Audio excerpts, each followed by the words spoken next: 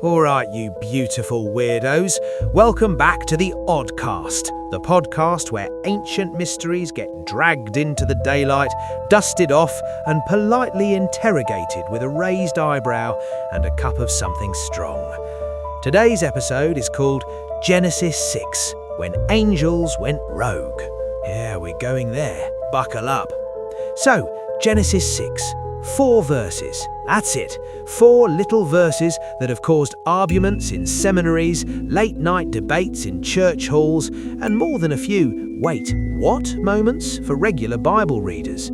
Here's the scene. Humanity is multiplying. People are having kids. Life is booming. And then we get this weird line. The sons of God saw that the daughters of humans were beautiful, and they married any of them they chose. The Nephilim were on the earth in those days. They were the heroes of old, men of renown. Record scratch. Wait, back up. Sons of God? Nephilim? Heroes of old?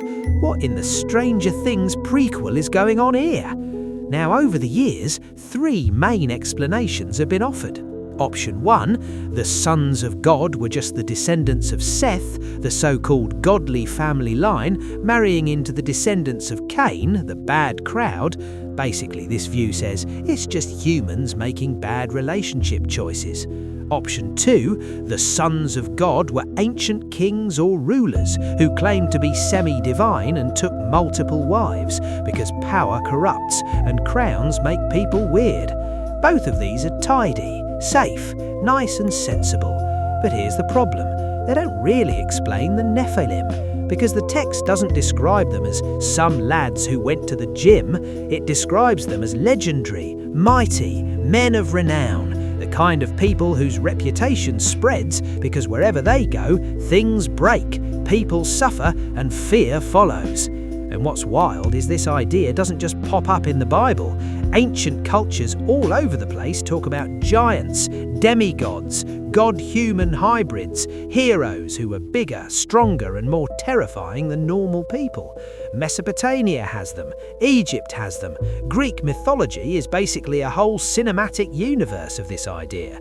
Now, that doesn't mean Greek myths are suddenly Bible commentaries, but it does suggest something interesting. Different cultures remembered echoes of something strange happened back then.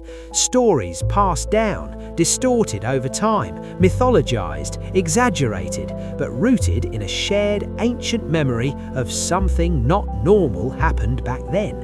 And the Bible's version of the story strips away the glamour. No heroic quests, no noble demigods, just rebellion, corruption, and violence.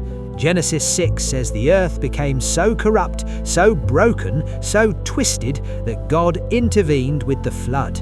In other words, this wasn't just about humans being naughty, this was about spiritual rebellion spilling into the human world and wrecking it. And here's the bit that hits home. The Bible isn't telling this story to make us chase giants or go hunting for Nephilim skeletons in the desert. It's making a point about boundaries, about order, about what happens when God's design is trampled, chaos follows. Not in a cartoon villain way, but in real-world suffering, corruption, and violence. So Genesis 6 isn't some weird myth tucked into the Bible for entertainment value.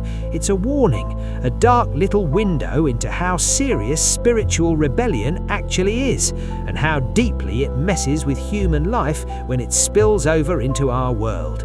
And honestly, that feels less like a safe children's storybook and more like a gritty, honest account of a world where things went badly wrong, spiritually and physically. Which, if you look around today, feels uncomfortably relatable. That's all for today's dive into ancient rebellion, heavenly beings behaving badly, and why Genesis 6 is way weirder and way deeper than most people realise. Until next time, stay curious.